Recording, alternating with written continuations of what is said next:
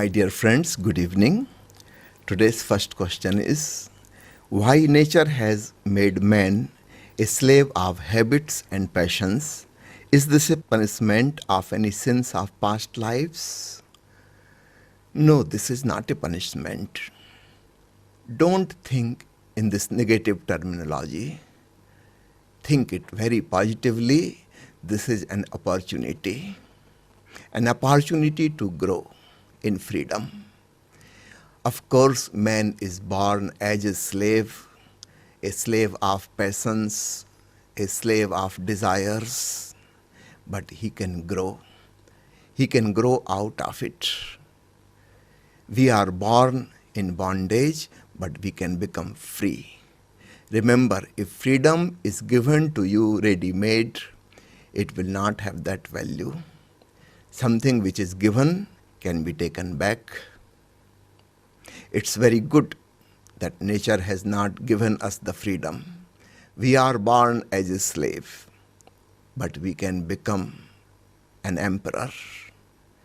We can become free, completely free. We can reach to the moksha, the ultimate freedom, the ultimate liberation.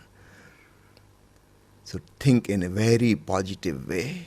It is very good that we are not born free.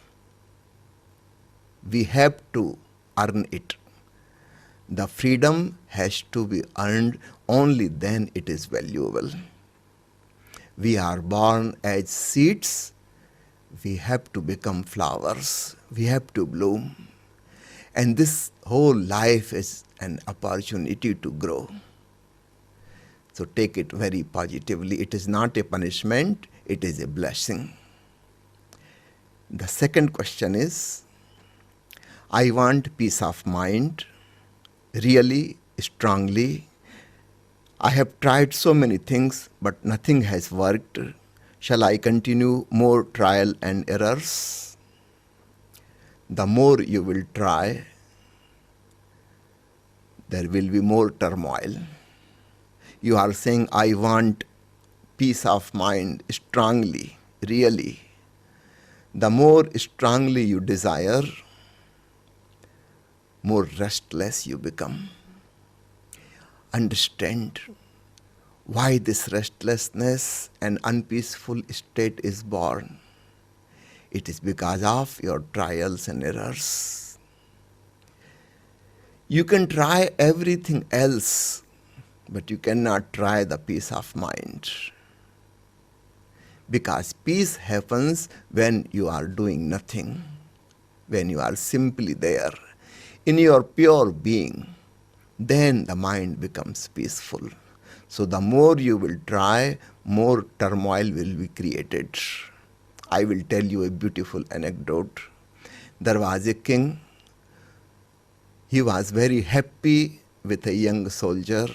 The soldier has served him so well in the army, and he was so faithful.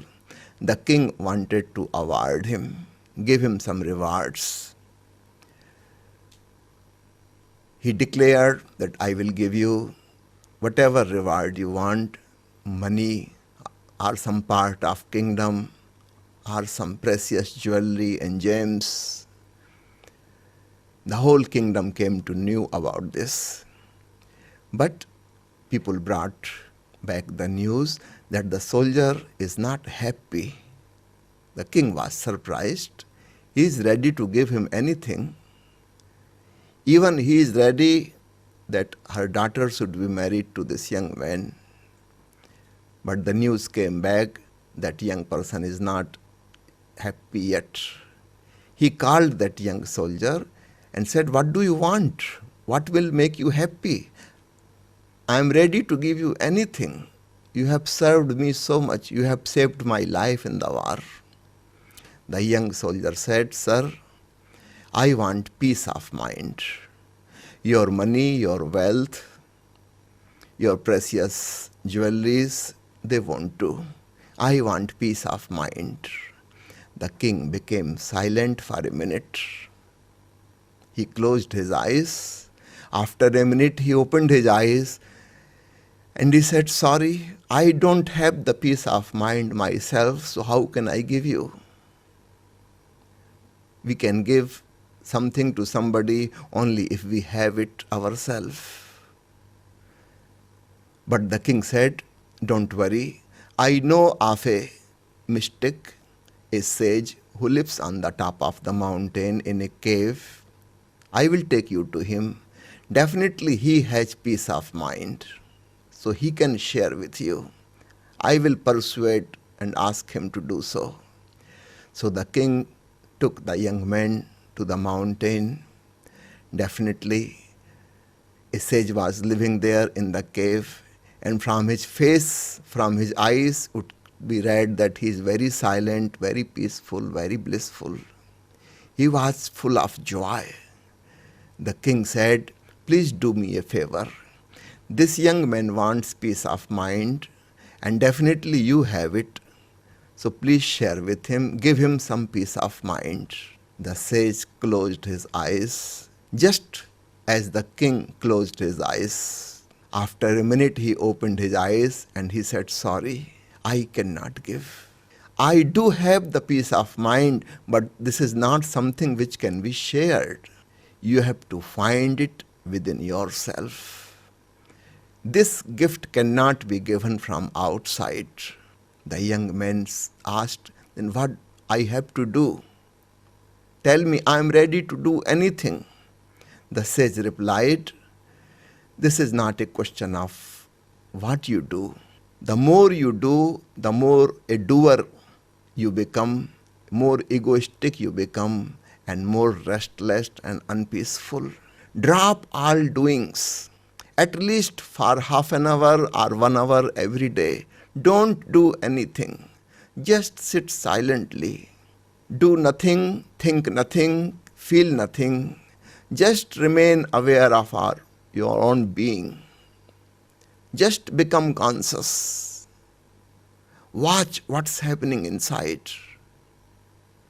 Gradually, the peace of mind will descend. So it is not a question of what you do, what kind of meditation practice you do. Whatever you will do, it will create more turmoil. Just be silent, watch with patience. Great patience is needed, because this peace is not going to come suddenly. A lot of garbage is hidden in your mind. When you will become aware, you will become aware of that too. With great patience, you have to pass through it. Finally, a state comes when you are totally tranquil, calm, and quiet. The third question is, when I try to meditate, my mind becomes very restless. I expect peacefulness, but just opposite happens. Many irrelevant thoughts, unwanted memories, and useless imaginations start troubling me. Why does this happen? What shall I do to overcome it? Just keep patience. The mind is made of multiple layers. We live in the superficial conscious layer. When you watch, the subconscious starts coming to the surface. Many things which were hidden inside, you were not aware of them. They will come to the surface. Keep on watching without judging. This is the secret key. Keep on watching without judging. Soon all those sins will pass away. Nothing will be left, and you will be in a total silence. Then the peace and rest will happen. A similar question was asked to Osho. Listen to his beautiful reply. You don't judge, you don't make any condemnation, you don't make any appreciation. You be indifferent. You just sit silently looking at things, whatsoever is happening. Absurd things will be happening. A horse becomes a man. Now you need not ask why. There is no need to ask, you simply see. Anything that is happening, you have only to be a seer. And that's the strategy that helps slowly for the whole scenery from the conscious mind to disappear. And when the conscious mind disappears from the screen, the subconscious starts emerging. Subconscious is more colorful, technicolor. The conscious mind is just black and white, old style. But the subconscious is very colorful, much more meaningful, much more truthful. But remember not to judge. Otherwise, it will slip down and you will be back into the conscious. So two things: no judgment, just simple alertness. Soon you will find these pictures also disappearing. Then the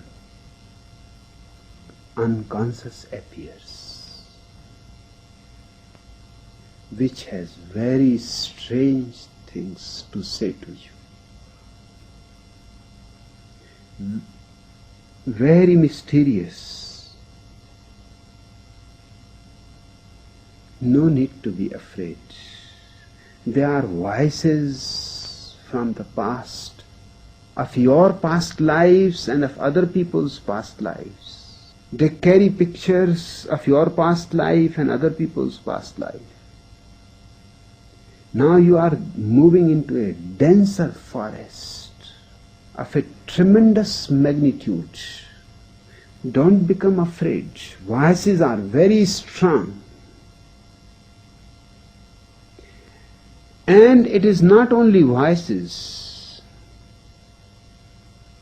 The unconscious remembers not only the voices, not only the pictures, it remembers all the experiences of all your senses. Our unconscious mind is a junkyard.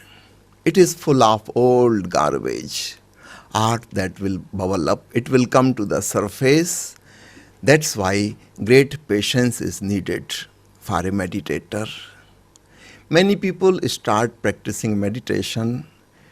Within few days, they give up. The reason is they feel more restless than before. They were become aware of the subconscious layers, past memories, past experiences, so many things which were not aware of, all the tensions which have happened previously, they are there as memories. You have to become a watcher, and it is good practice to start watching the breath as a technique. First practice watching on breath, breath coming in, breath going out. Gautam Buddha used to call this vipassana. So the first part of vipassana is watch breathing, this process going on. You become a watcher, then apply the same watchfulness on your mind. Whatever memories are bubbling up, just remain a distant watcher. A watcher on the hills. Whatever is happening in the valley, let it happen. You don't interfere, you don't judge, you don't say this is good, this is bad. You just remain aloof on top of the hill. Slowly, slowly, all those scenes will disappear. The mind will become totally vacant. You will reach to the superconscious state of being. This is called samadhi. The process is very simple, but it needs patience. Have patience. Thank you very much and good night.